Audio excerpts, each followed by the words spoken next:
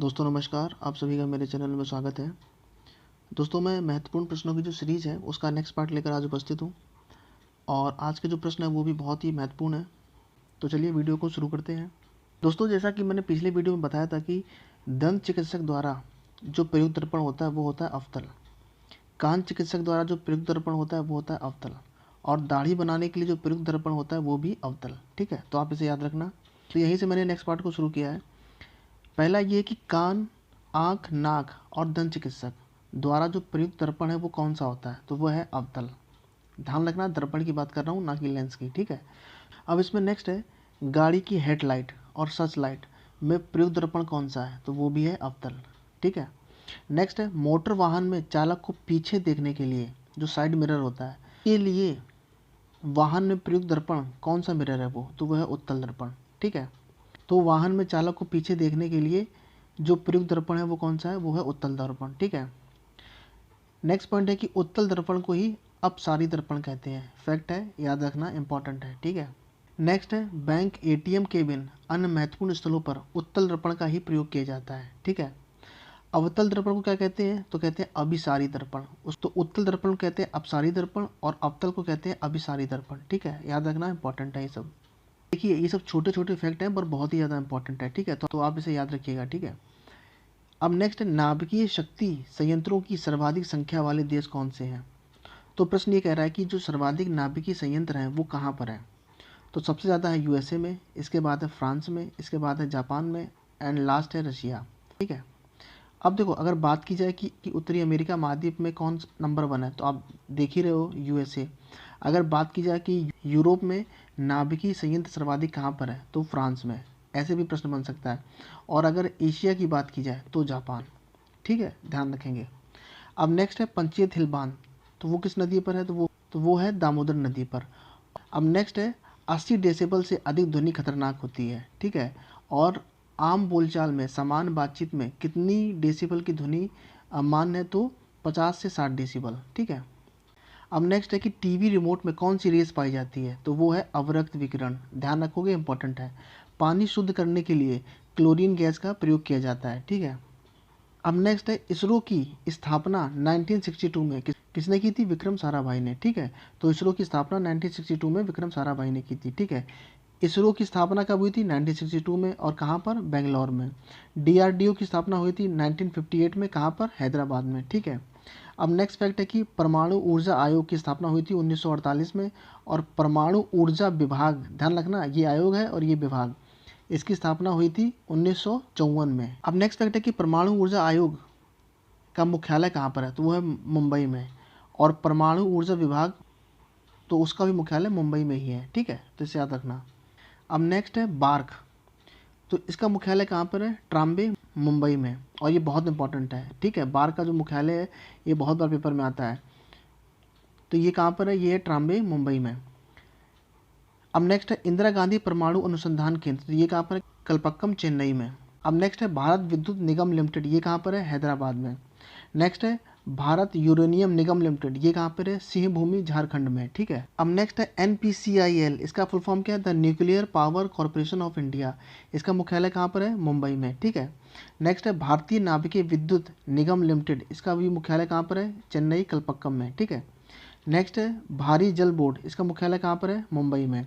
अब नेक्स्ट है जहांगीर होमी भाभा राष्ट्रीय संस्थान, इसका मुख्यालय है मुंबई में।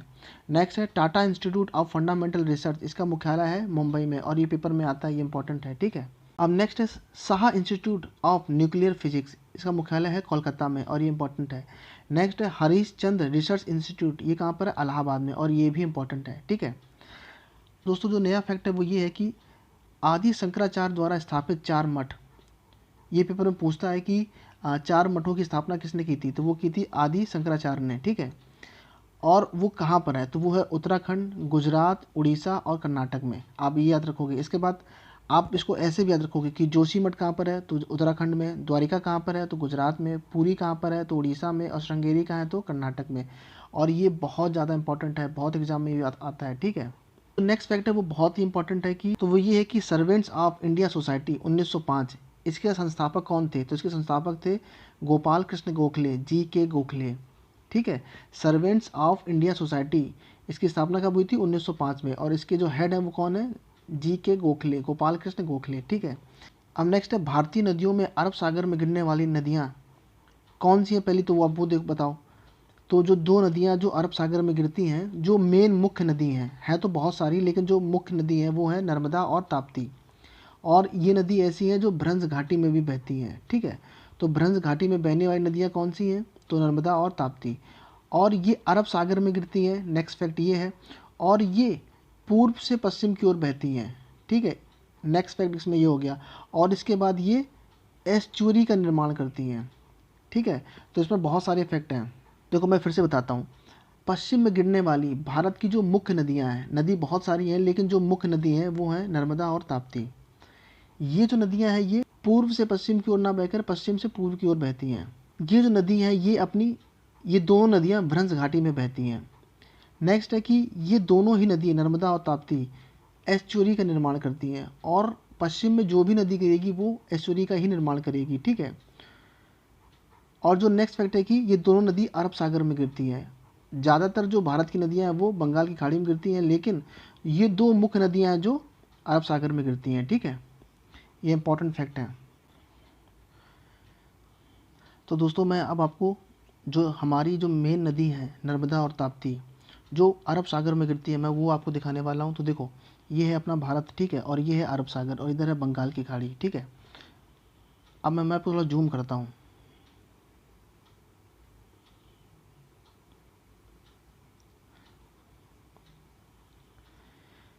तो इसमें ताप्ती के बारे में दिया नहीं है। देखो ये नदी जो दी है यहाँ से ये जो नदी है ये है नर्मदा, और इसी के दक्षिण में इधर जो नदी है ये नीचे, तो ये है ताप्ती, ठीक है। तो उत्तर में जो नदी है वो है नर्मदा और दक्षिण में जो नदी है वो है ताप्ती, ठीक है। और ये जो नदी जा रही है इसका नाम है सोन, ठीक है। अगर देखोगे यहाँ जितनी भी नदियाँ हैं ये सब बंगाल की खाड़ी में गिरती हैं, ठीक है।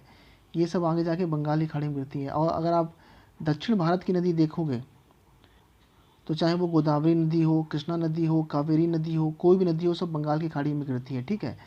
तो जो मेन नदियां हैं, मुख्य नदी जो हैं, जो बड़ी नदी हैं, उनमें सिर्फ दो नदी, एक नर्मदा और एक ताप्ती, ये पूर्व से पश्चिम की ओर बहती हैं, ये भ्रंश घाटी में बहती हैं, और ये अरब सागर में गिरती हैं, ठीक है।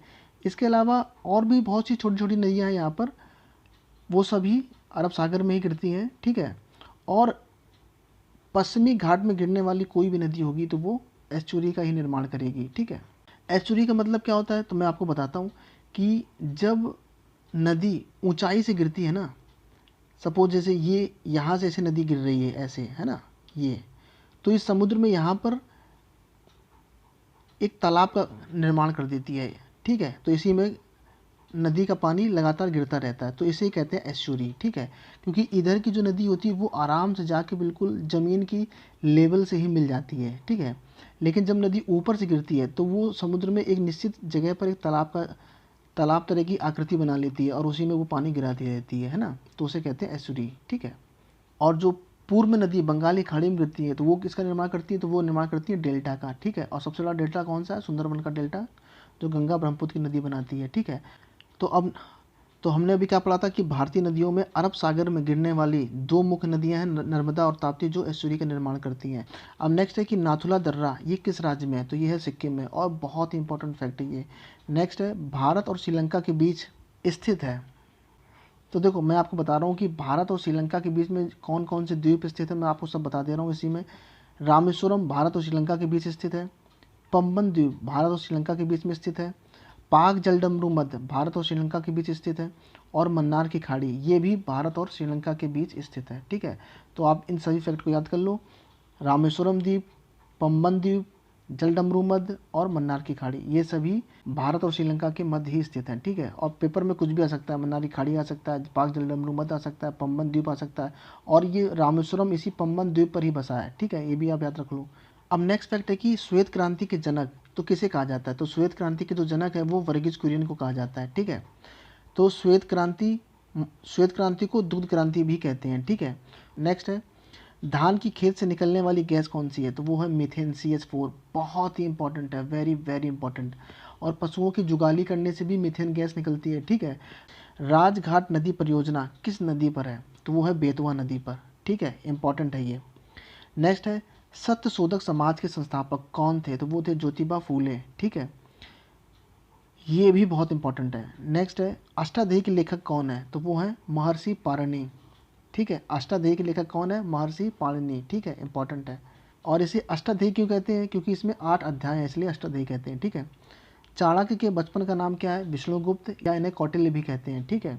नेक्स्ट फैक्ट ये है कि स्टेनलेस स्टील बनाने के लिए क्या क्या यूज किया जाता है? तो लोहा, क्रोमियम, मैग्नीज और कार्बन, इन 4 चीज़ों को मिलाकर स्टेनलेस स्टील बनाया जाता है, ठीक है।